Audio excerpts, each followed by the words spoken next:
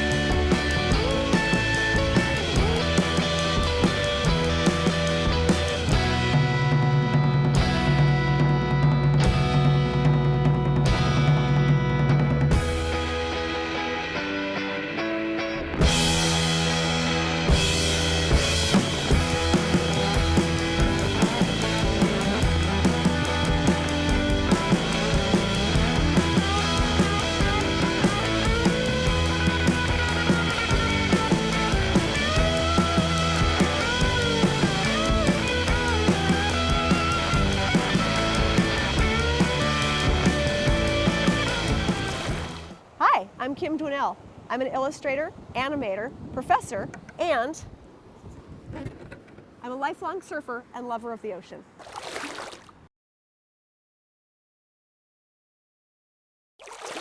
So if you want to learn to surf, there's two different kinds of surfboards here. There's a longboard and there's a shortboard.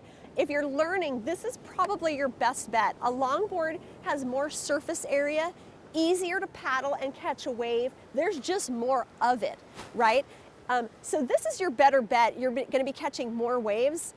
Super fun, and will totally get you hooked. Once you're really good at this, you understand waves, and you're getting up all the time, you can try a shortboard. A shortboard works a little bit more like a skateboard, where you're really moving around the wave more like an acrobat. The longboard here, if you see style on a longboard, it's people moving their feet up and down, hanging 5, hanging 10, getting out on the nose, doing 360s. But on this shortboard, you're going to be acting more like a skateboard, and you can even catch air and come re-enter the wave. There's actual science behind why this is the truth. And you can see there's something called rocker in a board. You can see how curvy the shortboard is, and you can see the longboard doesn't have as much rocker. Rocker helps you get into the wave, and you can see that the wave's going to need to be steeper and curvier to take this board. This can catch a bump, right? It's got a lot of surface area and it's a lot flatter. There's another part of the surfboard that's important too, and that is the skags. These are skags, and these are what holds you down into the wave like a keel holds a sailboat. So having skags on is an important part of keeping you solid in the waves. Sometimes you won't have a middle fin, and that's called a fish, and they're very skiddy around the waves. Having this nice long center skag is what keeps you firmly grounded in that wave. Hey, look who I've got here. This is Dr. Chris Lowe, who's the director of the Shark Lab at Cal State Long Beach, professor of marine biology, and so graciously helped me out with the Science of Surfing, my new Surfside Girls book. So we're down here at the beach. Let's talk some science. Absolutely. So it's low tide right now. It is low tide, and you know, we discuss tides in my book. Tides are a big part. Like, surfers really have to pay attention to tides because there are some beaches you can't surf on a low tide. There's rocks, stuff is exposed. Sometimes you need a tidal change. Yep. And what is it that makes the tides? So the tides are affected by the moon. The moon. That's right. This is the coolest thing to like really discover in my research. Yeah, and it's the gravitational pull. Imagine water being pulled away from the planet. Sucking. I have in my book a vacuum and a water balloon, Yep. and it just sucks kind of this, it distorts the planet, Yep. pulls that ocean away as we're spinning, right? Exactly. So we're kind of spinning through Yep. these tides. And Seal Beach here has the 2 high tides That's and correct. the 2 low tides each day. Each day. And what's really cool is some places only have 1 high tide and 1 low tide each day. It's super weird. Isn't it? So what do you think causes that? You know, I have no idea. So it's the topography. It's the shape of the coastline that can affect that, and where you are in proximity to the equator. Speaking of that, in my book, I have this, we were at this surfing beach in Ireland called Lahinch, and their tidal range is 15 feet. you have this gorgeous beach with a seawall, and you've got these cute little shops up on the, and then when it's high tide, there is no beach. It is at the top of the road, almost coming over into these shops. Yep. It's an amazing thing, and all because of our moon. Exactly. And I also learned in this book how cool it is to track like the cycle of the moon, which always shows up in your tide chart, like when is it full and when is it new. And that's important. Absolutely, because you get higher highs and lower lows. Because sometimes it aligns with the sun, doesn't it? That's right. And that's why we're seeing the new moon. And then we've got the sun pulling and we've got the moon pulling, and it's really distorting that planet, pulling out that tide. Sucking that water out, Sucking that water like the vacuum. Higher highs and lower lows. Yeah, and that's really important for a surfer to know because, like I said, sometimes if it's super low and all the rocks are exposed, you certainly don't want to be paddling out. And conversely, if it's too high and there's too much water, the waves can't form. Absolutely. So the topography, the shape of the beach is going to affect your waves, right? Yeah, and that brings up another point. Like that topography also, when that wave is coming from far out at sea, a storm, pushing that energy, the physics of that wavelength through the ocean, which is so fascinating to study. And then it encounters that landmass, right? Pop. Yep. Right? And then that's shoaling, is that right? Yep. It's called shoaling, and that's what we surf. That's when it jacks up. That's when it jacks up. Yep. And there's like it's interesting to know what your beach looks like, and also like that place in Portugal that's got this Nazaré Canyon that is so deep that those waves are the biggest waves on the planet. They get to like 80 feet, and people surf them. Yeah. Not like this. Not like this. No. I would not be comfortable in that. But Ray Bay is great. Ray Bay is great. You know, we've got our little room here. We've got all kinds of biology. Absolutely. We have a turtle colony. We have turtles, that's right, sea turtles. So remember, for when it comes to tides, the animals that live at beaches really are dependent on tides. Because there are some animals that are stuck to rocks. Okay, like those rocks over there? Absolutely, and their distribution, how they got there, was dependent on the tides. So some of them like to get wet all the time. Yep. Some of them want to be splashed. Yep. And then some of them want to dry out. And then I bet there's predators that know all about this. Absolutely. And they come up with the tide and they go down with the tide. And they know where the pickings are and when. Exactly. And then there are the things that live in the sand. In the sand. Yeah. Well, there's the sand crab, the little sand crab. Right. And I know they make the little V's in the sand, and you can kind of feel them on your feet when the tide sucks out. Yep. And I know they've got those feathery little antennas. Yeah, what do they do with those? Well, they catch gook, right?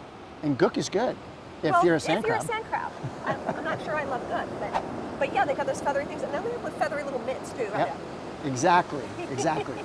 So obviously they couldn't be up too high because they wouldn't get any food. Right. Okay. So the tide is going to affect where they're going to be. Do they ever get stranded in a high?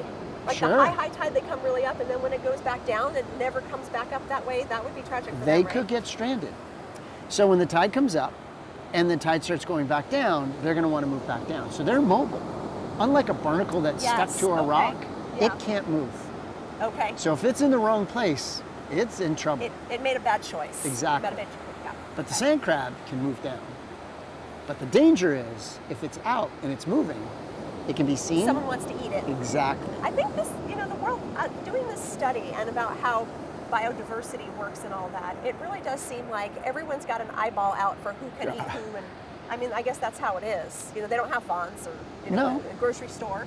Exactly. And it's part of a community. Even if you get eaten or you're the eater, you're still part of a community.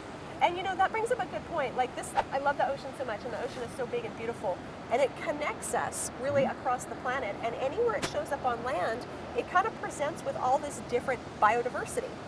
And it's different depending on where you go, which is really cool. So at the equator, there's greater diversity than when you get to the poles. Okay, all right, I guess that would make sense. So do you know why? Well, I would guess not many creatures want to live at the poles. Am I right there? Yeah. Because it's cold. It's cold. And more importantly, it's completely dark in the winter and full sun during the summer. Oh, yeah. Whereas at the equator, I didn't think about that. the day length is about the same year round. Interesting. And that would make, that would make a huge difference. So your conditions change dramatically at the poles and they're really stable towards the equator. Well, and I also know that with this, you have creatures like whales, right, that migrate up and take advantage of all these things that go down to Mexico and then come back up to Alaska, Antarctica, All the way to Alaska. That's right. and eat whatever's going on up there. Exactly. And I also, in my research, realized that the sandpiper, the western sandpiper, that little thing flies, nests on the tundra, right, of Yep. Alaska, flies on its little teeny wings Yep. all the way down here to Southern California. Yep. What is that? How many thousands of miles? Oh, that's Thousands. yeah. That's probably getting close to 8,000 to 10,000 miles. On the little teeny wings, and they Yeah. come down here, but when they go to nest, they go all the way back up Yep. to the tundra. Yeah. I don't know, I think I'd want to stay. I like it here. Yeah. I don't know about tundra. But think about the great seasonal buffet you get. It's all about the food.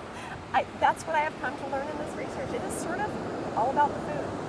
Okay. Wow, this stuff is super cool. Like this stuff up here is like hard and crusty, and then these guys are squishy.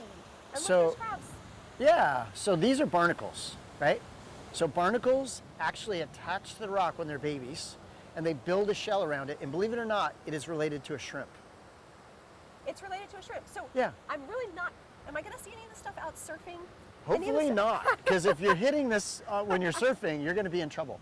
Okay. These animals typically grow on rocks. This is a stuck creature. So its cousin, the shrimp, might be out there, but this little guy, he's stuck. And they have this little shell with the garage doors, and when the tide comes in, they open the garage doors, and when food splashes on What them, is food? What are they food looking at? is tiny plankton, little plants in the water, bacteria. Okay. That's all part of their buffet. All right. And then these squishy guys. Those are sea anemones. Oh, they're the flowery thing, but they're Yeah. all. They're tucked in because there's no water over them. So if the water were to come up, they would open up. And you'd see their tentacles, right? Oh, yeah. Like a Yeah, like a upside flower. down stuck jellyfish. Oh, And okay. they wave those around, and they can sting their prey and shove them in their mouth. But Sting their prey. They the got tide skills. is out. Yes, it's super low tide. So huh? now they tuck in to protect themselves and Okay. prevent drying out. Oh, okay. Now, prevent even drying though out. they're stuck, Yeah. they can move. Oh, seriously. They can crawl very, Oh, very I didn't slowly know that. and move to a new spot if they want. Okay.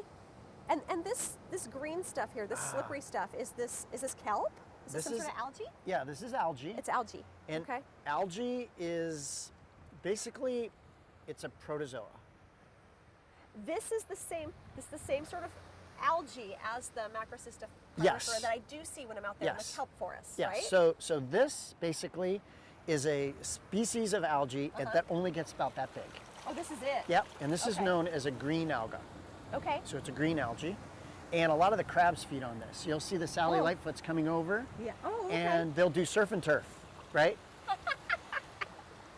Yeah, I see a couple of these little guys here. Yep. So they'll They're not nibble on scared. dead snails and clams, and Okay. and these are little mussels, right? Okay. Yeah. And there's yeah, a yeah. chitin right there. Oh, See the there's chitin? the chitin. That's a cool thing. Yeah. Yeah. So the chitins have 8 plates. Always? Yep. Okay. And isn't that a prehistoric thing? It really is. It's been like they have fossils of that. Yes. Ah, And they're a super cool. snail, and they crawl along the Oh, rocks. they crawl? I thought they Yep. were a stuck thing. Nope. No? They crawl. They And they crawl. have a little tooth called a radula that they use to scrape off the algae and eat it. Oh. Yeah. Okay. So they're, think of them like goats. So that, yes, they're the goat. They're grazers. They're the goat. Yeah. Okay. Okay, so it looks like he's still got a couple more hours. Do you want to come back to the lab and check it out? Oh my gosh, I would love to. Really? Yeah. Oh yeah, let's go. Let's go. Let's go. Totally.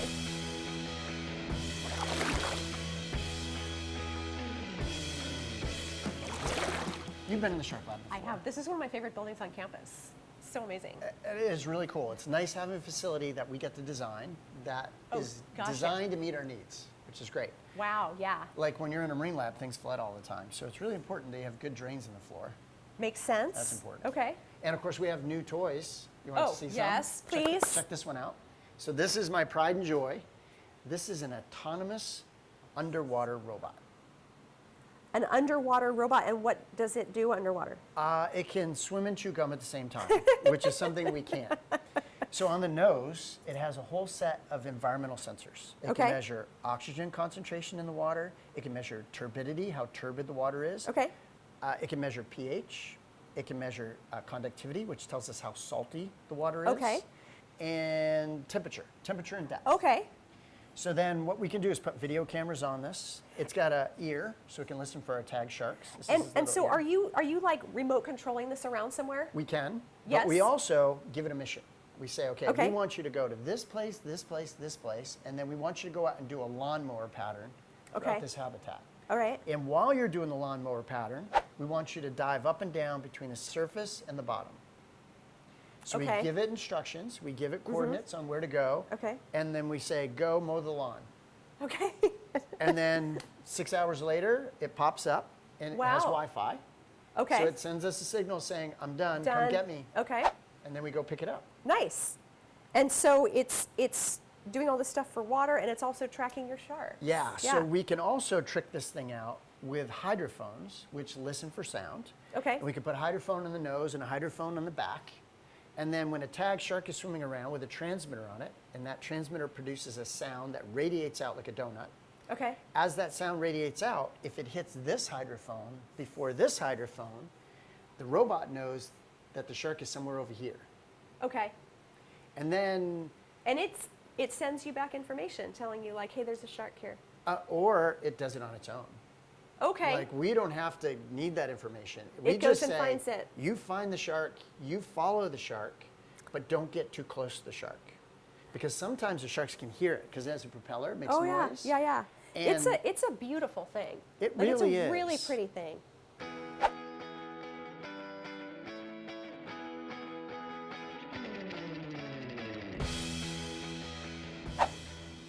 So you want to see some sharks? You know I do. Hop Who's up. in this tank? All right. So we have in this tank a leopard shark. Oh, he's in my book. I Yeah. drew him in my book. Those pretty patterns. They're probably one of the most beautiful sharks that we have in California. Oh, I used to, when I lifeguarded in Laguna and we would do swims in the coves, I would see them in the bottom. You can see them. Yep. They're so pretty. And when they're little babies, they're so cute. Aw. This is called a gray smoothhound. That's another species common along beaches. I've not seen him. He's got such a long tail. They are literally the kind of the gray ghosts of the beach. He's beautiful, or she. That's a she. It's a she. Yep. She's given birth to some babies. Oh, and Yep. who's in the corner there? That is called a swell shark. Swell shark. Okay. Why do you think they call it a swell shark? Is it right there in the impact zone? You would think. See, you're thinking like a surfer. I'm thinking like a surfer. If something tries to grab it, it'll suck water into its stomach, causing it to swell up, so it can't be No swallowed. kidding. Well, the ocean's amazing. See, you were thinking like a surfer. Yes, you said swell. So what do you do with these guys here? What is this for? These sharks are used primarily for display. So Okay. when we're training students to be marine biologists, it's really important that they get to see live animals, right? So cool. So while they get to go in the field and do field trips, we can take them literally in the classroom and bring them out here and show them sharks. And say things like, for example, how do you think that tail works differently from, say, that of a fish? And that shark, if it stops swimming, will sink. So if you look at its morphology, its tail shape, Yeah. its pectoral fins, it needs those fin shapes in order to stay afloat. And do I remember correctly that they move constantly? Some do. Some do. Like Like those, he doesn't. Obviously, he's quite inert there. So the way they breathe is they can open and close their mouth and suck enough water in to breathe. Okay. But some sharks can't do that. They have to swim in order to Okay. breathe. Okay. How about that white shark that always keeps coming up? Does that thing have to keep moving, or does it sit on the bottom? It no, does. it does. They have to swim. So that's probably one of the reasons why they're the Olympians of sharks. Right? As much as I love them, it would make my heart flutter. I think if I was in the lineup and saw one in front of me, I would flutter a bit. I'll admit. Although I love. I can guarantee they've swam right by you. Don't tell me. I love seeing the leopard sharks, though. Yeah, They are sweet. They're definitely a fave. Sweet. That's what they do, just for the attack. That was a joke. Bad shark biologist joke. They're actually really cool. So this thing could be alien, right? So Totally. their front jaw is like normal, and they have teeth on the bottom part of their jaw, the bottom part of their mouth, Yeah. in the middle, and on the top. And that's when they bite, they hold. But they have another set of jaws in their throat. Whole nother set.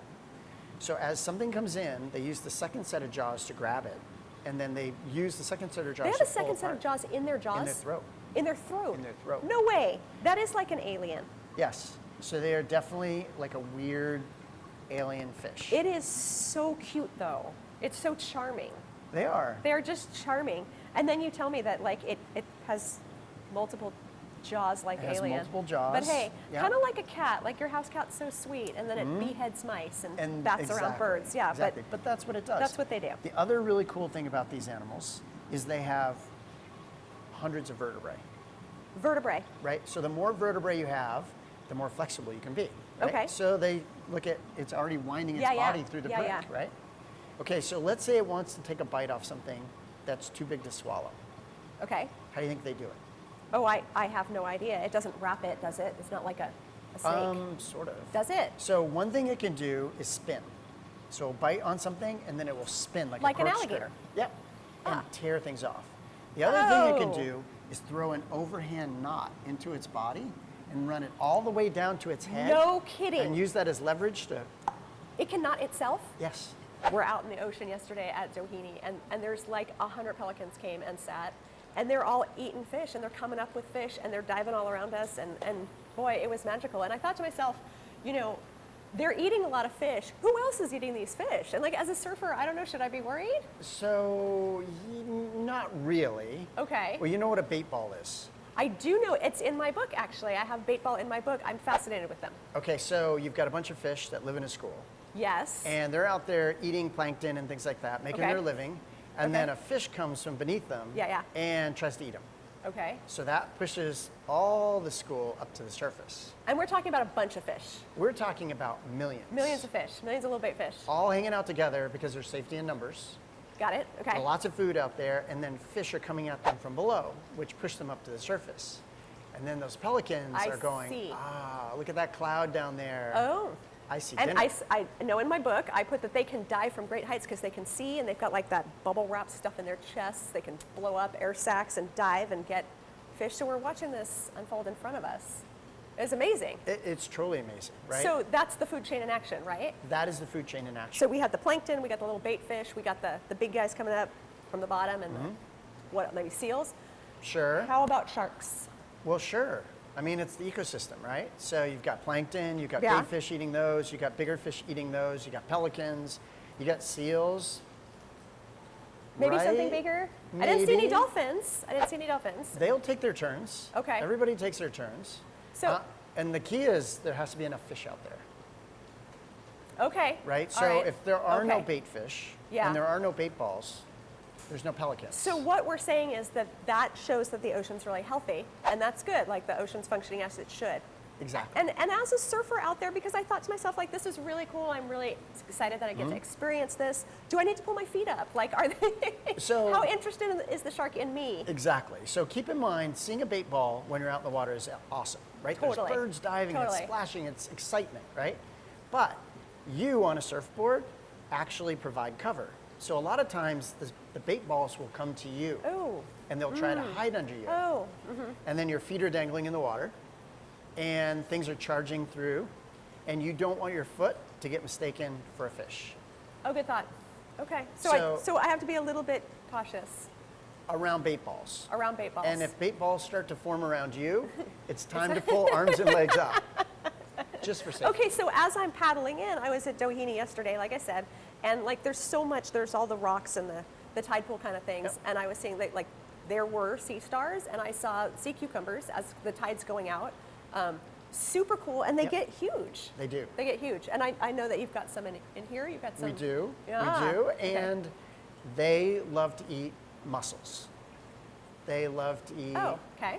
clams. They love to eat whatever's growing in those rocks. Right? Because that, like, what zone is that again? That's the intertidal The zone? Is that intertidal intertidal zone. zone? Yeah, Right. okay. So- I have that in part of my book. think of them like coyotes, except really primitive ones. And not fuzzy and And sharp not fuzzy. teeth. Okay. But they love to eat mussels, right? Okay. So they're eating all the things that are growing on the rocks. And they use hydraulics to do it. Okay. Oh, physics. Yes. Physics. So they have physics of the ocean. suckered tube feet, right? Okay. And they use water hydraulics as a way of Oh. putting pressure on the muscle of the clam until its muscles weaken, and then when its muscle weakens, So they're like a little jetpack? Are they like sucking in? Is that how they're making suction? it's like a suction cup. And Okay. it doesn't take very much energy for them to just apply constant pressure, and then the clam or muscle gets weak. And all its shell has to do is open a little bit, Okay. and then the sea star puts its stomach into the shell and eats the animal while it's in its shell, and then pulls its stomach back. That's interesting. I'm glad that we don't function that way. I think I would feel a little vulnerable with my stomach hanging out in a shell. But remember, it's protected by the shell. So you got that going for you, right? So when I was young, I was spending all this time in the ocean surfing. I started surfing at Doheny, and I took a marine biology class, and I got really, really interested, and I was taking physics. And I'll tell you what, honestly, I can't keep up with the math. I got really intimidated that maybe I wasn't smart enough to be a scientist, and I'm really, really happy I found my way back to this through illustration, and actually I came from animation, which is physics. Right. It's really physics, Right. but I couldn't do it from the math side, and therefore I didn't become a scientist. What do you think about that? I don't know. I think you're underestimating yourself. So remember, you're actually seeing the numbers, but you're seeing them differently. So there are people who can look at something and see the numbers in it, right? What do you mean by the numbers? So when you're watching a fish swim, Okay. they're actually calculating how far the tail moves and how fast the tail is wagging and how much force is being generated. Okay. They can see those numbers in their head, but not everybody can. Yes. But nonetheless, you understand the concept. I could draw it. I could understand it in timing. Yeah. So you just can't see the numbers. That's okay. And that's okay for people who want to be scientists. Absolutely. Really? Yeah, If because I had known that, I might have had a different life. I hated math as a kid, and I was horrible at it. No. Oh, absolutely. But I realized that I had to make friends with it. Because Okay. we were not on first name basis. And then after I learned that I could actually learn it, then it started to change the way I look at things. Huh. Yeah. There was that, like, I remember being in community college and asking my marine biology professor, who was not super hip to this idea, I said, I'm an illustrator. I want to be an illustrator, but I love the ocean. She's Right. like, you should draw fish. And that was the end of the Yeah. conversation. And here I am all these years later, and I'm drawing fish in illustration for science. And so I guess, community college, she didn't really push me on the path, but the seed was planted. Right. And the number one thing in doing science is observing. Right? So it's going out and observing. You can't illustrate something that you haven't observed. Oh yeah, I learned that from researching this book so heavily. Let me tell you, I keep bringing up the bait ball. I watched so many videos on bait balls because you could watch them forever. Right. Where at the end the whale Yep. comes and swoops the rest of it. Yep. Yeah, they're fascinating. And there's math. So I have colleagues that look at those fish and how they move, and they're seeing math, right? Because there's coordination to it. Well, you were just telling me that you're going to teach this shark robot to think like a shark, right? right. That must be mathy. It is very mathy. And I have to rely Interesting. on people that are more mathy than me, I see. but that's okay, because I You get have the minions. gist. You can have minions. I do. Math I do have minions. And they're super interested in surfing and in biology. Oh, see, that's awesome. Right? Yeah. So they yeah, come yeah. at it They from a have the different heart perspective. for it. They have the tie-in. Yeah, Exactly. And that's what brings us all together. I see. So we make a better team. Oh, that's awesome. Yeah. That's good to know. Yeah. Well, I'm glad I'm on the fringe of that team in some way. No, you're part of the team. Yay. Right? Well, because you're helping us get important information out to the public in a way that they can relate. I'm so glad I discovered you here on campus. I mean, I kind of knew about the Shark Lab because everyone knows about the Shark Lab, but when I did that, I did an article a long time ago for a comics magazine, Yep. and I needed to do the rise of the great white shark population in Southern California, and who better to ask? And so I come knocking on your door here at the Shark Lab. Like, I drew you in my book, and it's been so great, and I'm so glad that students have been able to help you with your Yes. educational stuff. So I have some great students that have helped you, and as a result, we've got this cool sciencey, arty thing going here. Which has been awesome, by the way. Totally, totally. It's amazing how much art is in science. Really? And that's why I have an appreciation for it. Well, absolutely. So a lot of what we do, we see things all the time, and sometimes you don't have a video camera. But if you can describe it to an artist can give you a rendition of that other people can relate to. Yeah. And a lot of your comic books are that way, by the way. You know, I feel really strongly about putting as much Southern California into my books as I can, because I like have this love affair with this area. I've fallen in love with this area. You know, I was a Marine brat, and I traveled all around the planet my whole childhood. But being Marine, we were always on an ocean, we were on islands, and so I was always kind of surrounded by this thing. But we landed here in Southern California, and there's something really special about this area.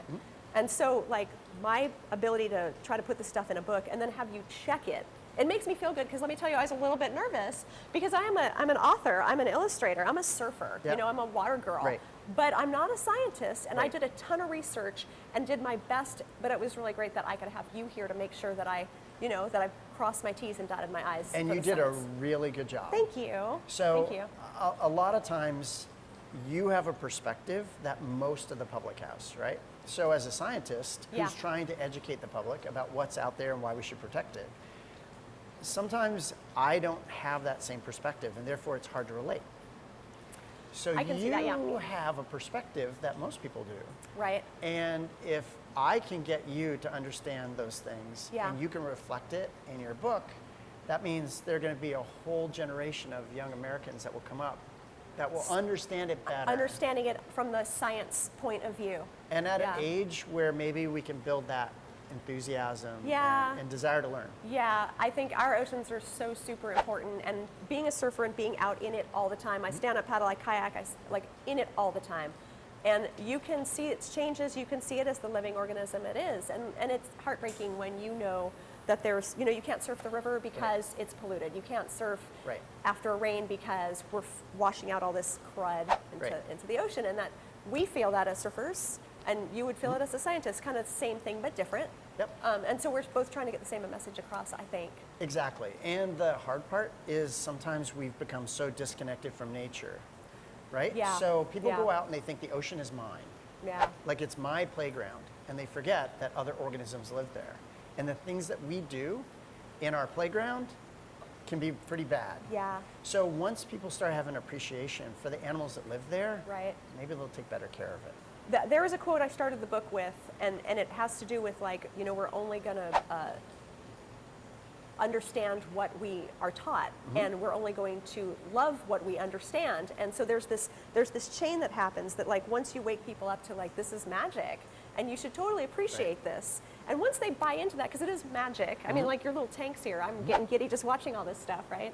But it is magic, and we really want to push that message that that we want to protect something that we love. And you know, my two girls, Sam and Jade, in my books, in my mystery books, they're surfers, and that was just sort of backstory for my mystery. And I really felt strongly about having like a field guide to the ocean as a companion book, because I was hoping that someone who was reading these books, whether they're in Southern California or they're in the Midwest and going like, oh my gosh, I can't imagine seeing this ocean thing for the first time, I want to inspire those people to understand this magic that we have out here and love it.